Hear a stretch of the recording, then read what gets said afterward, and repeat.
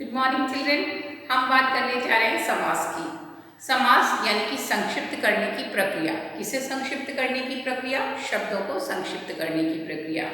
हम समास में विभिन्न शब्दों को जोड़कर उन्हें संक्षिप्त रूप में लिख देते हैं। तो यहाँ पर समास को समझने से पहले हमें दो शब्दों को और समझना बहुत आवश्यक है, जो कि सामान्यतः समास को पढ़ते समय प्रयोग किए जाते हैं, और वो होते हैं समास विग्रह और समस्त पद। समास विग्रह करिए या समस्त पद लिखिए। तो अब ये दोनों बातें हमें करने से पहले इनको समझ लेना है कि भाई समास विग्रह होता क्या है और समस्त पद होता क्या है। तो चलिए देखते हैं। यहाँ पर मैंने कुछ शब्द लिखे हुए हैं। उन्होंने लिखा मनगढ़ंत। मनगढ़ंत का मतलब क्या होता है? मन से गढ़ा हुआ। मन से गढ़ा हुआ। मन से गढ़ा हुआ यानी कि अपने मन की ही सोच, किसी के सही सत्य से कोई वास्ता नहीं है। मन गढ़ यानी मन से गढ़ा हुआ। फिर परीक्षा केंद्र। परीक्षा का केंद्र या तो बोल सकते हैं परीक्षा के लिए केंद्र। परीक्षा के लिए केंद्र। परीक्षा केंद्र किसे बोल रहे हैं? परीक्षा के लिए केंद्र होगा, उसको परीक्षा केंद्र बोलते हो आप। मतलब ये बड़ा है, अलग करके लिखा है, और अगर उसको संक्षिप्त में लिखेंगे तो क्या लिखेंगे? परीक्षा केंद्र। अब कमल नयन है तो कमल नयन यानी कमल के समान नयन। कमल के समान नयन। कमल नयन यानी कमल के समान नयन। अब यहाँ लिखा चौराहा, तो हमें समझ में आ रहा है चौ से मतलब चार, चार रास्तों का समूह कह सकते हैं। चार रास्तों का समूह, ठीक है। अब उन्होंने बोला दिन रात। दिन रात को अगर अलग अलग करेंगे तो कैसे करेंगे? दिन और रात, तो कर दीजिए अलग। दिन और रात। तो यहाँ पे ये सारे उदाहरण लिखने का क्या तात्पर्य है, क्या समझाना चाह रहे हैं? यहाँ आपने देखा एक शब्द दिया मनगढ़ंत।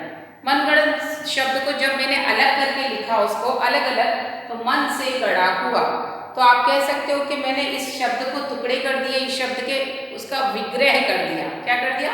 विग्रह कर दिया, यानी विच्छेद, अलग अलग कर दिया। तो मनगढ़ंत का विग्रह क्या हुआ? मन से गढ़ा हुआ। परीक्षा केंद्र का विग्रह क्या हुआ? परीक्षा के लिए केंद्र। कमल नयन का विग्रह क्या हुआ? कमल के समान नयन। चौराहा का विग्रह क्या किया? चार रास्तों का समूह। और दिन रात का विग्रह क्या हुआ? दिन और रात। तो यहाँ पर ये शब्द क्या कहलाए? जो इतने बड़े शब्दों को मेल को इकट्ठा करके इन्होंने ये लिखा, तो ये क्या हो गया? समास हो गए। समास, ये सारे शब्द समास हैं। और समास का कौन सा रूप है? इन्हें हम इन सारे शब्दों को, इसको इसको इसको इसको और इनको, इन सारे शब्दों को हम बोल देंगे समस्त पद। क्या बोलेंगे? समस्त पद। यानी कि ये हमारा पूरा पद है, समस्त पद। समास होता है तो समास में दो तरीके से प्रश्न पूछे जाते हैं।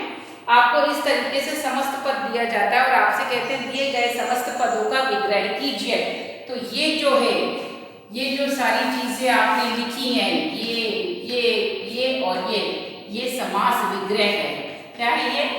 समास विग्रह। यानी कि आपने इस समस्त पद को यहाँ पर क्या कर दिया? विग्रह कर दिया। तो ये जो अलग करके लिखना होता है वो कहलाता है समास विग्रह। और अगर ऐसा दिया हुआ है ऑलरेडी अलग करके, कमल के समान नयन, परीक्षा के लिए केंद्र, उनका समस्त पद लिखो, तो आप ये वाला लिखोगे।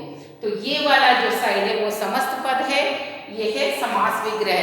तो दो प्रकार से प्रश्न पूछे जाते हैं कि दिए गए समस्त पदों का समास विग्रह कीजिए, तो आप ये लिखोगे।